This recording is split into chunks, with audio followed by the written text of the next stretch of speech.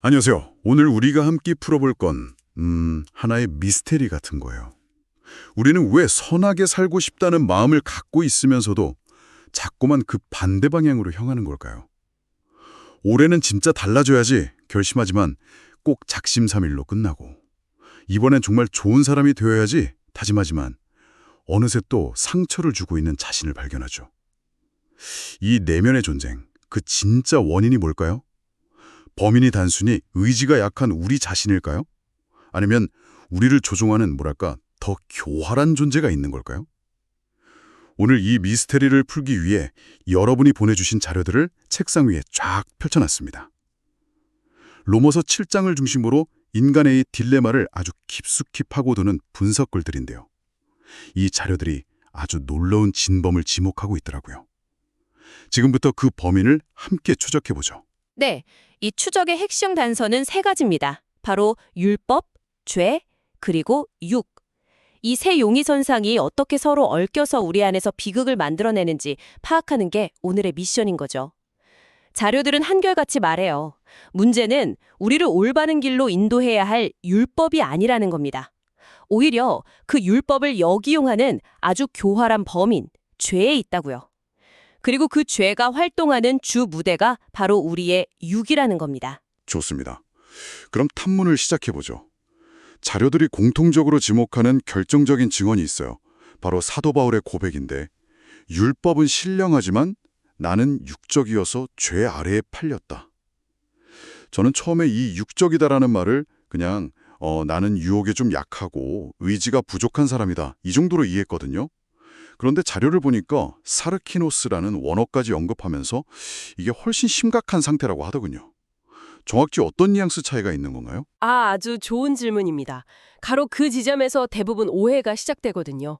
우리가 보통 육적이라고 하면 식욕이나 성욕 같은 그런 육체의 욕망을 떠올리기 쉽죠.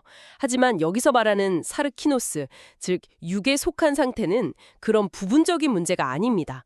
이건 마치 처음부터 한쪽으로 심하게 기울어진 운동장 같은 거예요.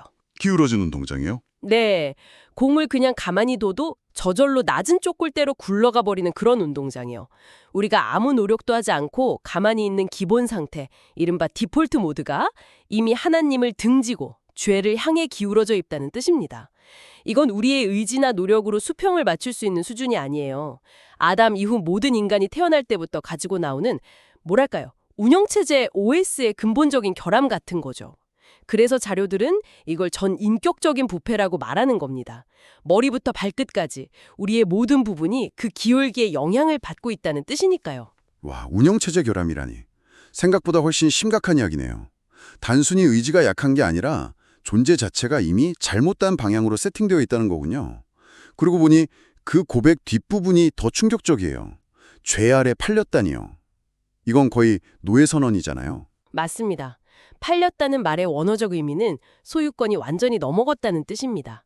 값을 치르고 합법적으로 노예가 된 상태를 말하죠. 즉, 내 인생의 주인이 내가 아니라는 겁니다.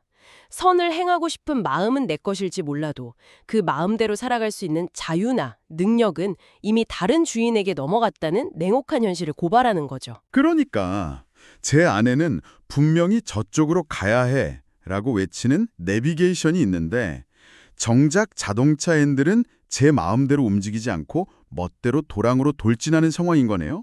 가고 싶은 방향은 뚜렷한데 그걸 실행할 힘이 전혀 없는 상태. 정확한 비유입니다. 자료들은 바로 그런 상태를 좀 어려운 말로 존재론적 무력 상태라고 진단합니다. 그래서 내가 원하는 선은 행하지 않고 도리어 원하지 않는 악을 행하는구나 라는 탄식이 터져나오는 거죠.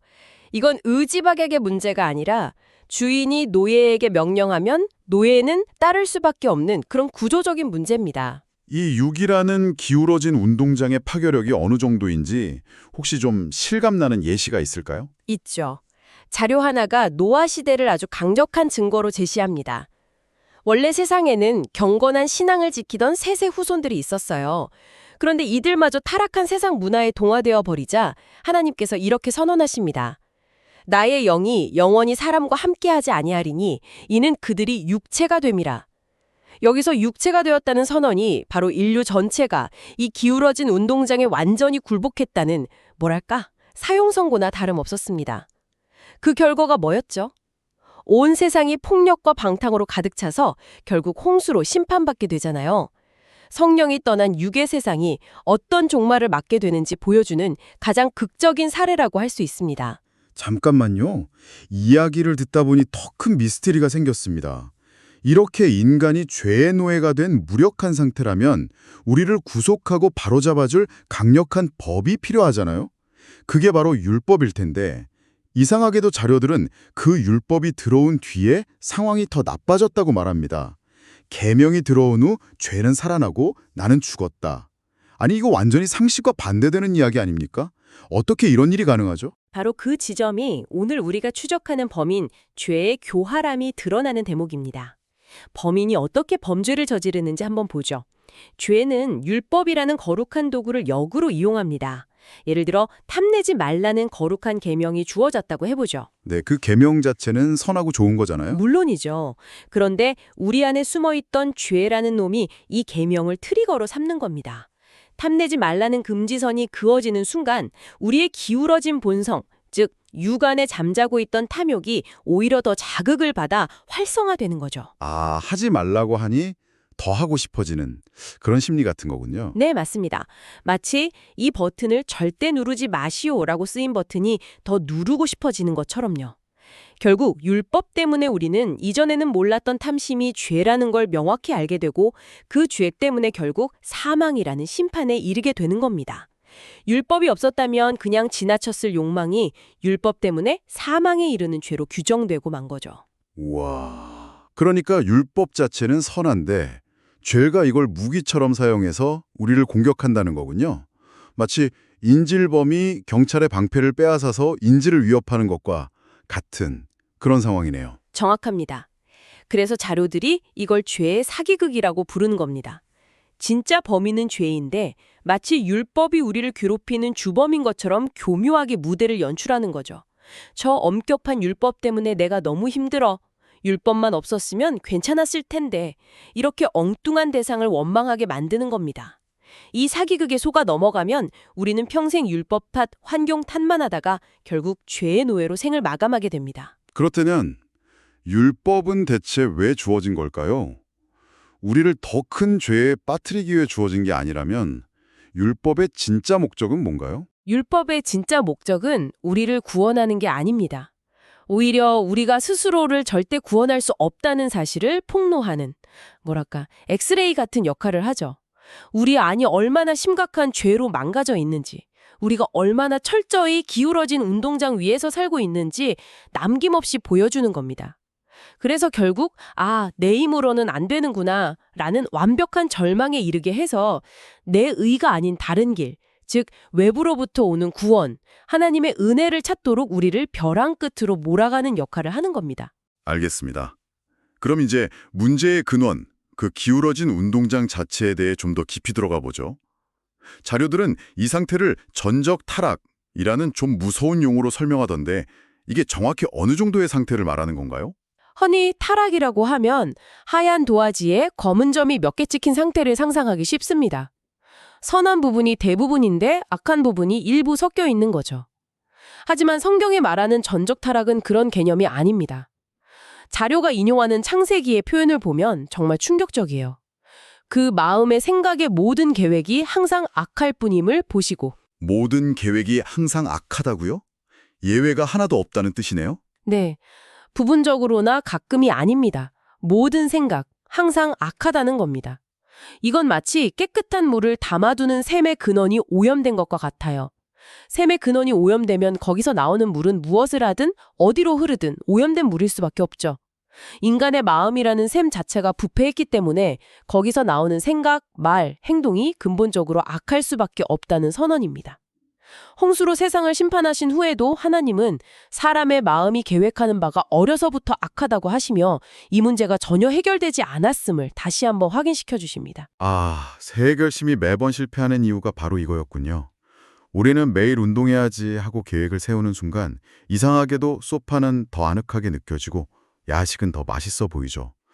운동해야 한다는 선한 법이 오히려 쉬고 싶다는 저의 기울어진 본성을 더 강력하게 자극하는 셈이네요. 이 싸움이 바로 갈라디아서에서 말하는 육체의 소욕과 성령의 소욕 사이의 전쟁이군요. 바로 그 지점입니다. 이것은 단순한 도덕적 갈등이나 의지의 문제가 아니에요. 우리 존재 안에서 벌어지는 두 왕국의 치열한 영적 전쟁입니다. 내가 내 삶의 주인인 줄 알았는데 알고 보니 내 안에서 다른 두 힘이 주도권을 놓고 싸우고 있었던 거죠. 그렇다면 이 불편하고 좀 자존심 상하는 진실, 즉 나는 전적으로 타락했고 내 힘으로는 아무것도 할 수 없는 무력한 존재라는 사실을 직면하는 게 왜 그렇게 중요할까요? 그냥 모른 척하고 그래도 난 꽤 괜찮은 사람이야 라고 믿고 사는 게 정신건강에 더 좋지 않을까요? 자료 중 하나가 아주 날카로운 경고를 던집니다. 자신의 육이 가진 실상을 직면하지 않는 신앙은 언제나 자기 기만으로 흐른다. 내가 얼마나 무력하고 소망 없는 존재인지를 철저히 깨닫지 못하면 우리는 결국 종교적인 행위나 도덕적인 노력으로 자신을 포장하게 됩니다. 그래도 나는 주일 예배는 꼬박꼬박 드리잖아. 나는 저 사람보다는 착하게 살았어. 라는 식으로요. 이건 마치 암 환자가 암의 실체를 마주하기 두려워서 계속 소화제만 먹고 있는 것과 같습니다. 진짜 필요한 건 외과 의사의 수술인데 말이죠. 오늘 리스테리 추적의 결론이 보이는 것 같네요. 우리를 넘어지게 하는 진범은 율법도 환경도 심지어 어설픈 나의 의지도 아니었습니다. 진짜 범인은 교활한 주인이었고 우리는 그에게 소유권이 넘어간 육적 존재였던 거고요. 그리고 율법은 범인을 잡는 경찰이 아니라 범죄 현장을 비추는 감식반의 조명 같은 역할을 했던 거고요. 완벽한 정리입니다. 문제의 핵심은 율법이 아니라 죄의 지배 아래 있는 우리 자신이라는 것. 이 냉혹한 진실, 이 엑스레이 사진을 회피하지 않고 똑바로 바라볼 때 비로소 신앙은 그저 교양이나 위로를 주는 피상적인 활동을 넘어서게 됩니다. 내 존재 자체를 뒤흔드는 실제적인 사건이 되는 거죠. 하나님의 은혜가 왜 선택이 아닌 필수인지, 왜 그토록 절대적으로 필요한지에 대한 가장 강력한 증거가 바로 이 인간의 실존적 무력함 속에 담겨 있습니다. 오늘 나눈 이야기의 끝에서 한 가지 질문을 남겨드리고 싶습니다. 자료들은 율법이 우리의 무력함을 폭로해서 결국 우리를 외부의 도움, 즉 은혜로 몰아가는 역할을 한다고 말했습니다. 그렇다면 혹시 우리가 삶에서 경험하는 가장 깊은 절망과 무력함의 순간들이 역설적으로 가장 큰 희망과 은혜가 시작되는 출발점이 될 수는 없을까요? 내 힘으로는 도저히 안 되겠다고 두 손 두 발 다 대는 바로 그 자리가 어떻게 새로운 시작이 될 수 있을지 한 번쯤 생각해 보시면 좋겠습니다.